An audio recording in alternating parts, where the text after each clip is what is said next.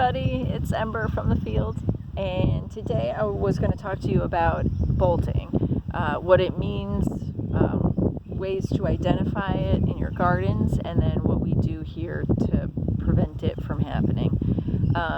So bolting is when a plant starts to send up a shoot from the center, a long stem that eventually flowers and then produces seed, to indicate that it's at the end of its life cycle, basically.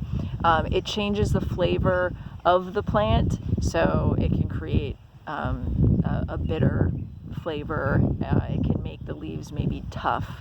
So not ideal. Still edible, but not the peak flavor that we're going for. We see it a lot in greens that prefer colder weather.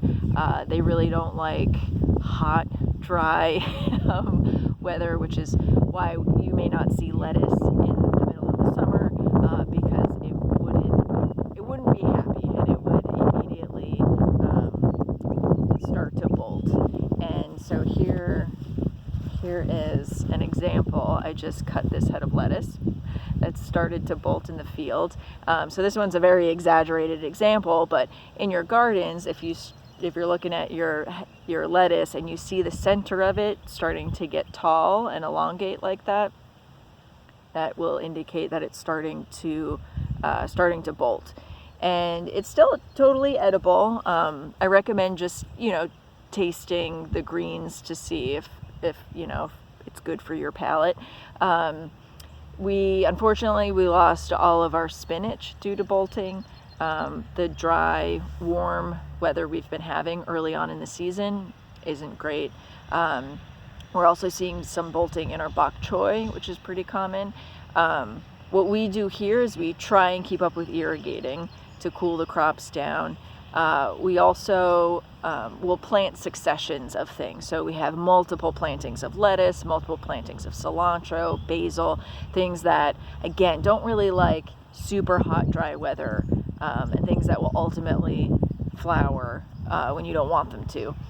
So we plant multiple things, or multiple successions. And other farms I've seen, they actually put shade cloth over their lettuce or over their basil on really, really hot, unusually hot days, to try and protect some of their crops, to keep that from happening.